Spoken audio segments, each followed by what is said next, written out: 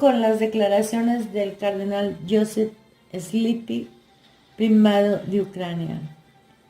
Luego de decenas de años de cárcel, en el lager y trabajos forzados, el cardenal confiaba a sus amigos. En todo momento está fija en mi mente la odisea pasada en el lager soviético y mi condena a muerte. Pero en Roma, dentro de los muros del Vaticano, he pasado momentos peores. Ante el sínodo, aterrorizado y consternado, el cardenal afirmó: sobre 54 millones de ucranianos, 10 millones están muertos a consecuencia de las persecuciones. El régimen soviético ha suprimido todas las diócesis.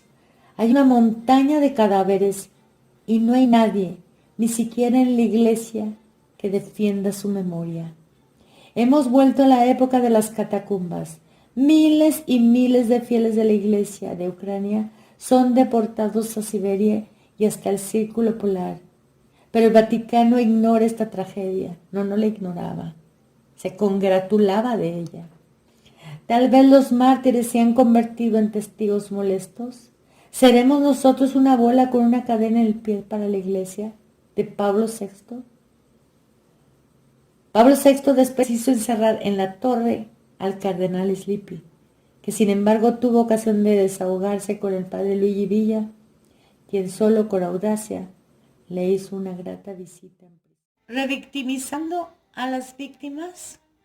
Primero fue Rusia, luego fue Montini, ahora también alguna parte de la sevacancia.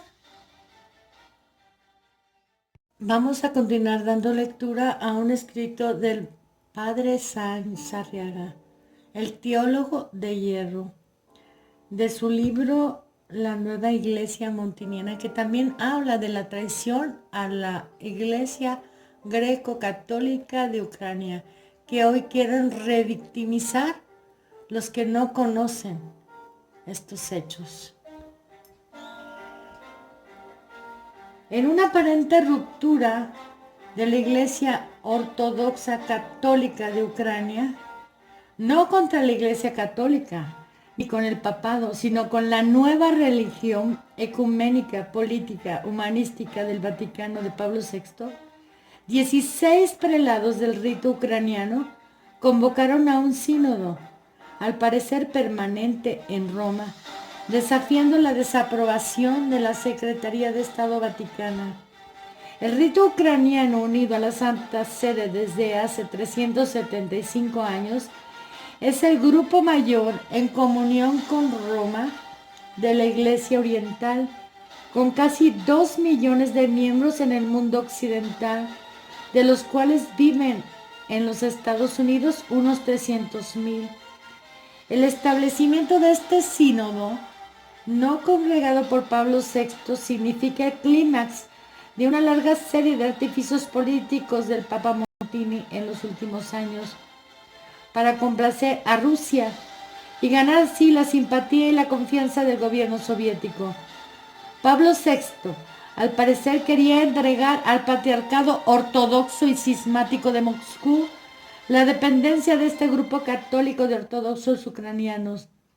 De esta manera, aparentando ignorar los sufrimientos de 6 millones de ucranianos católicos que viven en la URSS y han sido objeto de una prolongada y sangrienta persecución del régimen comunista al que está sujeto en todo el patriarca y la Iglesia Ortodoxa rusa, ante la inactividad, más bien complicidad del Vaticano en este prolongado martirio, los ucranianos católicos perseguidos se declararon independientes del control directo de Roma, dice la UPI, en sus despachos desde Roma. Los 16 obispos ucranianos reunidos en sínodo declararon su lealtad a la Iglesia y a la sede de San Pedro, pero establecieron un sínodo permanente presidido por el cardenal Joseph Sleepy, de 79 años de edad, que vive exiliado en la Ciudad Eterna. El Papa y las autoridades vaticanas trataron de disolver el sínodo, afirmando que los obispos reunidos no tenían autoridad para su convocación. Pero esta intimidación vaticana no hizo vacilar a los prelados. El rompimiento estalló en el Sínodo General de los Obispos en la presencia del Papa, que presidía cuando el cardenal Joseph Sleepy, metropolitano desterrado de la Iglesia ucraniana, acusó inesperadamente a Pablo VI por su cruel indiferencia ante los inhumanos sufrimientos de 6 millones de ucranianos virtualmente prisioneros de Rusia tras la cortina de hierro. Nadie se preocupa, dijo el anciano prelado, nadie. El cardenal añadió que él había sido prácticamente amordazado por el Papa Montini, para no hablar desde que, liberado de su espantoso cautiverio, había llegado a Roma el año de 1963. Fue su discurso el que motivó el establecimiento del sínodo ucraniano. La convocación pretendía, en primer lugar, designar al cardenal como patriarca de la Iglesia ucraniana. Pablo VI se oponía decididamente a ese nombramiento porque en él veía comprometidos sus planes diplomáticos, ya que el patriarca ortodoxo ruso, dependiente del gobierno soviético, seguía reclamando como suyos a esos ucranianos unidos a Roma, y se buscaba también en el sínodo de estos prelados ucranianos establecer un estado de semi-autonomía concedido a otra iglesia de rito oriental en unión con Roma. El establecimiento de este sínodo fue como un rayo de esperanza para los innumerables católicos que en el mundo entero están conscientes no solo de la interna demolición de la iglesia, sino de que el mal principal se encuentra en Roma, en el Vaticano. El rito ucraniano todavía se conserva puro. Su liturgia todavía conserva la fórmula válida en la consagración del cáliz por vosotros y por muchos. Todavía mantienen las doctrinas y los dogmas tradicionales de la Iglesia Católica, sin compromiso alguno con el mundo, ni con otras falsas sectas religiosas, y en especial con el ateísmo militante de la Unión Soviética.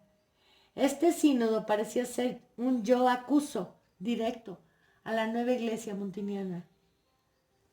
Cuando las tropas rusas se apoderaron de Ucrania a fines del año de 1944, los invasores empezaron una terrible persecución, una campaña de terror para destruir la iglesia ucraniana. Hubo asesinatos en masa, hubo encarcelamientos y torturas sin cuento. El metropolitano arzobispo Sleepy recibió una invitación del patriarca ortodoxo ruso para que rompiese con Roma y se uniese de nuevo a la iglesia ortodoxa rusa. La proposición fue rechazada y pocos meses después el metropolitano Sleepy y todos sus obispos residentes en Galicia fueron encarcelados, incomunicados, amenazados constantemente y sujetos a torturas sin cuentos durante 11 meses. Finalmente fueron sometidos a un juicio militar, acusados de traición. El metropolitano y sus obispos sufragáneos fueron sentenciados a trabajos forzados en Siberia. Varios de esos obispos murieron a consecuencia de sus sufrimientos. El cardenal Sleepy cumplió su sentencia en 1953, pero sin causa alguna. Su tortura se prolongó por otros 4 años. En 1962 fue nuevamente encarcelado y sentenciado a otros 7 años de trabajos forzados. Inesperadamente fue puesto en libertad en 1963 y salió luego para Roma después de 18 años de prisión por no haber traicionado su fe católica. El 25 de enero de 1965, Pablo VI le nombra miembro del Sacro Colegio. Cuando pasen estos años de tremendas claudicaciones, cuando la luz disipa las tinieblas, cuando llegue la hora de Dios, entonces comprenderemos las relaciones diplomáticas que el Vaticano, a costa de la verdad y de la dignidad humana, ha logrado alcanzar en los países dominados por el comunismo. Con esto damos fin a la lectura del libro La Nueva Iglesia Montiniana del padre Sáenz Arriaga, que se escribió alrededor de 1970 o 71. Ahora vamos a dar lectura a lo que la Iglesia Greco-Católica Ortodoxa escribe y hace público en 2009 a toda la Iglesia Católica. En el año 1990, la Iglesia Greco-Católica de Ucrania salió de las catacumbas, pero el liderazgo de la Iglesia inmediatamente tomó la corriente espiritual de la teología occidental herética. Esta teología niega las verdades fundamentales de la fe cristiana, la divinidad de Cristo, su resurrección real e histórica, los milagros, la inspiración divina de las Sagradas Escrituras, la existencia del infierno. Este espíritu lo ha traído a nuestra Iglesia Oriental el pseudocardenal o excardenal Husar.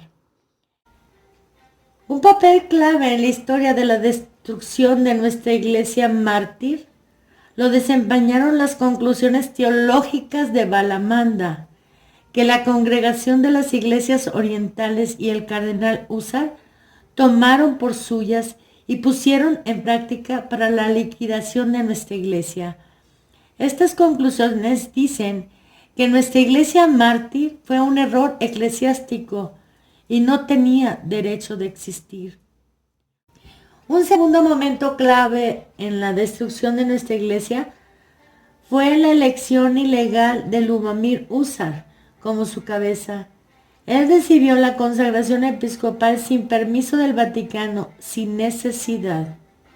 El cardenal Ángelo Sodano y el cardenal Silvestrini y el nuncio apostólico A. Franco, contra la voluntad del sínodo y contra la voluntad de 3 metropolitas, empujaron a la cabeza de la Iglesia Greco-Católica de Ucrania a una persona que tiene un modo de pensar cismático y apóstata, como testimonia su libro Conversaciones con su Beatitud, L. Husar, sobre cristianismo posconfesional.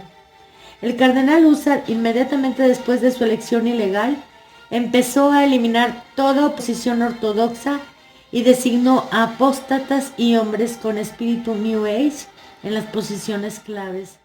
La experiencia de las intrigas del sínodo herético y de su indiferencia hacia la pureza de la fe, lo mismo que el silencio del Vaticano hacia el problema tan importante como son las herejías dentro de la Iglesia, nos llevó a tomar una decisión seria: establecer la Iglesia Greco-Católica Ortodoxa de Ucrania. Nuestra Iglesia se basa sobre la tradición apostólica, sobre los inmutables fundamentos de la fe cristiana que se hallan en la revelación divina, en la enseñanza de los santos padres de los concilios y en la tradición de la Iglesia. En general, esto se llama Depositum Fidei. La Iglesia Greco-Católica Ortodoxa de Ucrania reconoce la primacía del romano pontífice, pero no se adhiere al Papa que proclama herejías, porque según la bula de Pablo IV, ese no es Papa, aun si él continúa como el titular de la sede apostólica. Así que la Iglesia Greco-Católica Ortodoxa de Ucrania reconoce que el Papa ortodoxo es infalible en los asuntos de la fe y la moral, cuando se pronuncia ex cátedra, de acuerdo con la tradición oriental. La Iglesia Greco-Católica Ortodoxa de Ucrania defiende nuestra autonomía canonital que tuvieron los patriarcados en el primer milenio. El elemento principal de nuestra unión con el Papa es la pureza de la fe. El cargo del Papa fue establecido por Jesucristo para que protegiera la pureza de la fe y el rebaño de Dios contra los lobos herejes. En cuanto a la administración de nuestra Iglesia, en ningún caso podemos someternos a los dicasterios del Vaticano, que hoy en día, por sus actividades, niegan la esencia del papado, predicando o defendiendo las herejías. Nuestro paso de la separación de los herejes y las herejías no se puede llamar cisma. Al contrario, es más bien una operación espiritual para la salvación de los fieles de la Iglesia. Con nuestro paso audaz, Dios está dando la oportunidad de abrir la Iglesia al despertar espiritual. En los tiempos del comunismo fue permitido no respetar algunos párrafos eclesiásticos en razón del carácter extraordinario de la situación. En nuestro tiempo, aunque hay libertad exterior, las condiciones en la Iglesia greco-católica ucraniana son más difíciles en algunos aspectos que los de la vida clandestina durante la persecución por el comunismo. Por esta razón, en nuestra situación es válido el mismo principio que en el tiempo de la vida clandestina. Aunque nos condenaran, seremos obispos de la Iglesia greco-católica por siempre.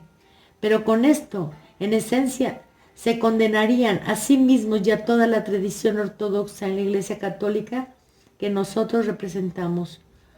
Nosotros no esforzamos por otra cosa que por la resurrección espiritual de la Iglesia, es decir, por la purificación de la fe católica, de la teología histórico-crítica, del falso respeto hacia las religiones paganas, del espíritu New Age, de los delitos inmorales de la jerarquía eclesiástica, porque todo esto está arruinando la Iglesia desde sus mismas raíces. Con esto damos por finalizadas las citas que ustedes pueden encontrar en la página oficial del Patriarcado. Pero como podemos constatar por las lecturas tanto de la revista Chesa Viva como del libro del padre Sáenz Arriaga, la intención de destruir la Iglesia católica, greco-católica de Ucrania empezó con Pablo VI y no ha terminado aún, porque Bergoglio sigue haciendo su parte. Y desgraciadamente, algunos católicos de la tradición se están uniendo a la campaña de difamación y de calumnias orquestadas por el Vaticano para su destrucción.